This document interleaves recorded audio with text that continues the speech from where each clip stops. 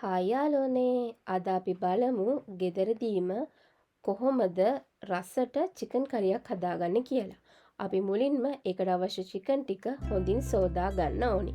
ඊට පස්සේ සෝදාගත්ත චිකන් වලට අපි ලුණු, ගම්මිරිස්, කහකුඩු, ඒ වගේම සොයා සෝස් ටිකක් එකතු කරලා හොඳින් මික්ස් කරලා ඒක මැරිනේට් වෙන්න ටික වෙලාවක් තියාගන්න.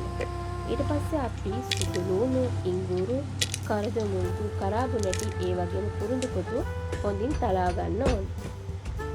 ඊට පස්සේ අපි ඒ තලාගත්ත ඉඟුරු සුදුලුණු මිශ්‍රණය තෙලට දාගන්න. ටිකක් ඒක තෙලෙන් ටෙම්පරාදු වෙද්දිම අපි ඒකට මිරිස් පොඩි තේහළු දෙකක් පමණ එකතු කරගන්න. ඒක තෙලේ හොඳට ටිකක් වෙලා බැදීගෙන එද්දී අපි කපාගත්ත අවු මිරිස්, ඒ වගේම ලුණු ඒකට එකතු කරගන්න.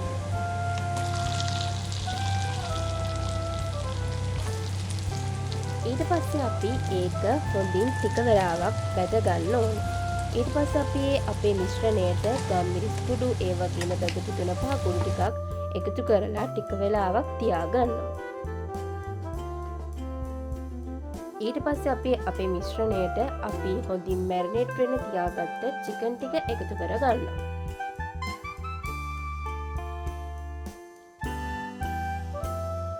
ඊට පස්සේ අපි චිකන් ටිකත් එකතු කරගත්තට පස්සේ අර අපේ ටෙම්පරාදුව හොඳට චිකන් වලට ගෑවෙන විදිහට හොඳින් කලවම් කරගන්න.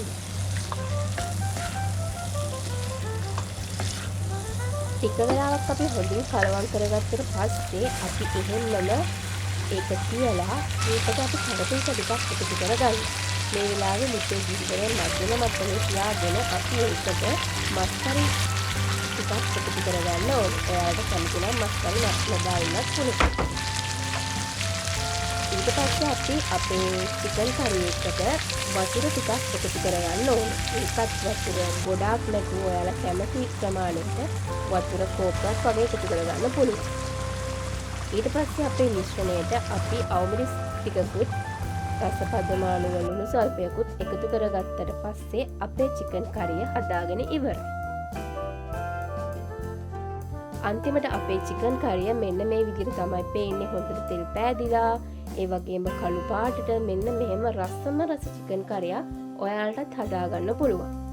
ඉතින් අපේ වීඩියෝ එක බලුවාට ඔයාලට ගොඩාක් ස්තුතියි.